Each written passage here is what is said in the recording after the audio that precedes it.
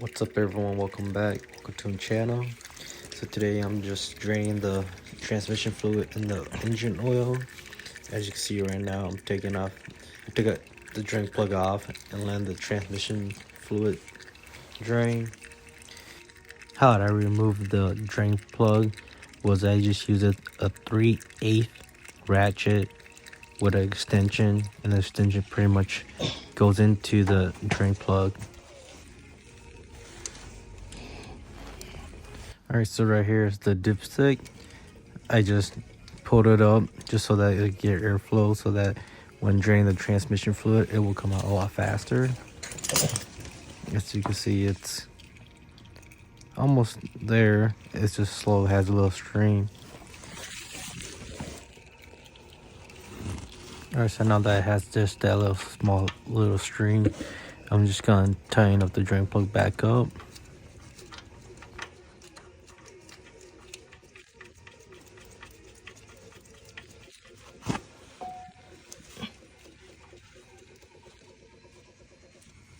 As you can see right now, I'm just hand tying it. I'm not gonna really tighten because I'm gonna go back and fill it up with the transmission fluid when I do the new engine install. Here, I already opened the oil cap to drain the engine oil already, so I'm just closing it back up so not to get inside the engine. Alright, here is some hose that you need to take out for the coolant. I'm going to show you. So it's going to be connected from these two hoses right here. That's one hose and the other hose is behind it, and it connects to these two lines right here, or these two. So you pretty much just pop them off and just slide it over there. I also forgot to mention that I gotta take out the axle. Sorry, I got these two nuts already. Just gotta remove the bolt, pound this axle out, drop the knuckle this way so that the axle could come out. Same thing on the passenger side, but it's a little more work because the half shaft that goes into the tranny has a heat shield with 3 bolts that I gotta try to figure out how to take that out. But other than that, it's ready to come out. Also, like the same, I took out these 2 bolts already. These 2 bolts just gotta come out. Do the same thing, pound this axle in, pull the knuckle out that, and the axle should come out. Alright, it's the next day. Quick little update.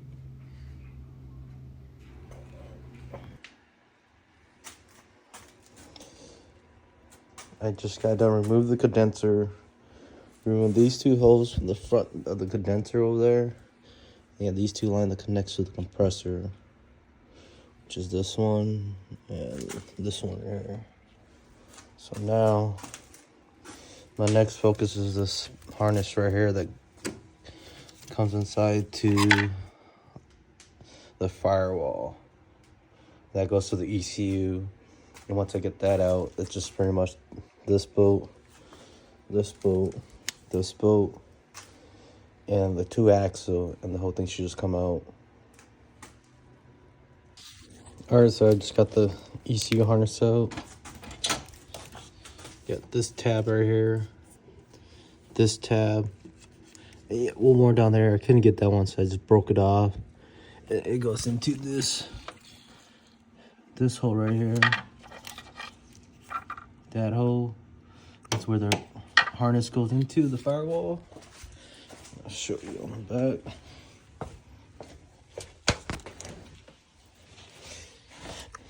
You gotta remove the glove box, and you're gonna have this harness right here, and you're gonna have all these connectors to the ECU.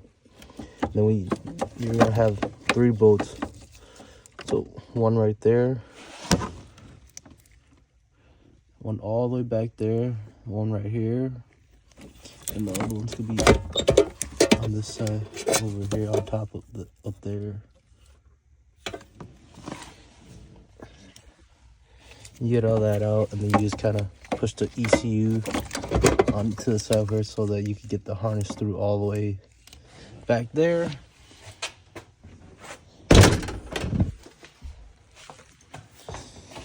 and then you cut back, and then I just got done removing the fuel line right here. Pretty easy, just pop these two tabs and hold it and then slide it out. These two vacuum line that goes where is it at? Right here, and the other one's somewhere. And then you pretty much have it all out. I just got done hitting the axle to go in, so the axle should be coming out, and then the engine should be coming out. Alright, sorry guys, I haven't been recording. I just been recording clips here and there. So I got both the axle out, put the wheels on both sides, got the motor mount bolt off, the rear off, and I was just two on the side. And I just gotta get this throttle body cable out, and it should just come out now.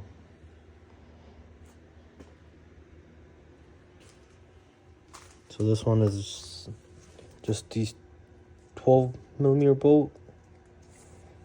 You loosen that, and then the cable should just slide right out.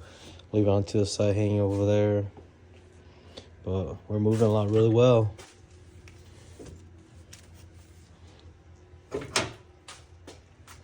Okay, now that I taken out the throttle cable, it's pretty much ready to come out. It's kind of fairly easy. Use twist this nut. This one was C, so it just kept spinning, so I had to use the vice grip to hold this to take this out. On this one, I just used a 12 to hold on this little nut right here, and I was able to turn that, but this one's a little too rusty, so I couldn't get a wrench to hold that, so I just used a vice grip to hold that. I think this is the cruise control, and this is for the throttle body. So I got the engine all hooked up, pretty much ready to come out.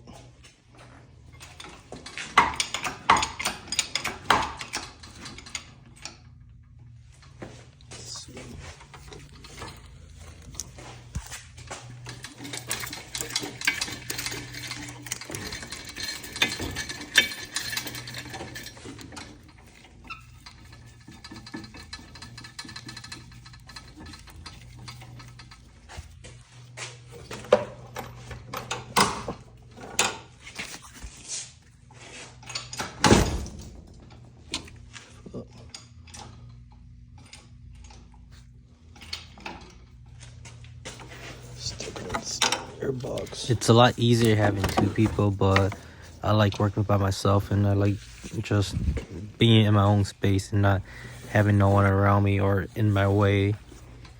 But usually it's a lot nicer having two people when you take it out. Oh, clear. But I have done just all by myself.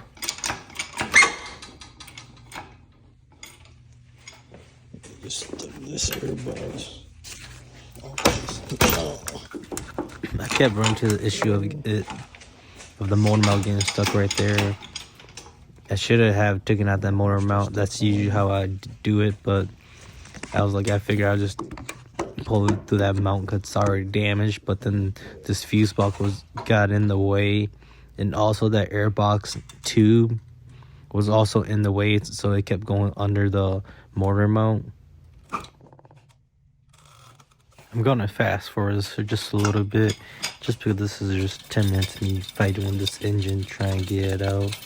Like I said, the transmission mount just kept getting stuck under the fuse box and the air box, so I had to keep fighting around with that. And on top of that, the transmission was so close to the frame that every time it kept going up, it kept getting stuck there, so I had to kept readjusting the angle so that the motor mount could come up and not hit the frame.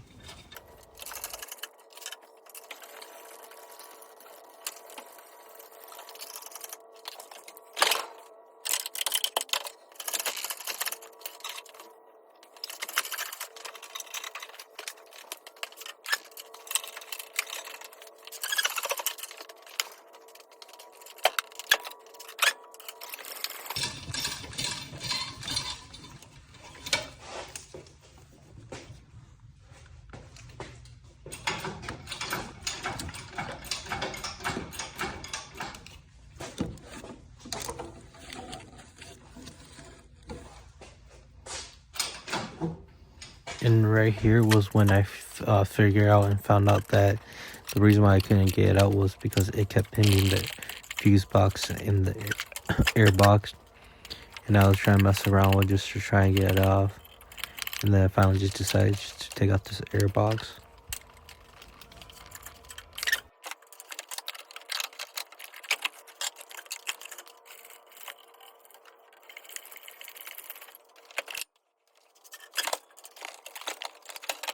Alright guys, here's the engine.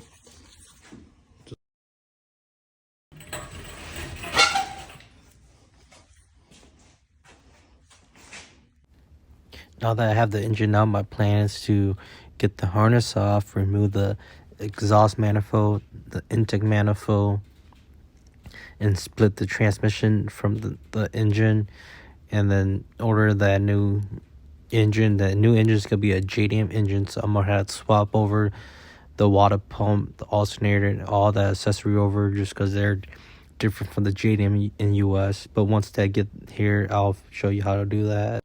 Thank you for watching. Please subscribe.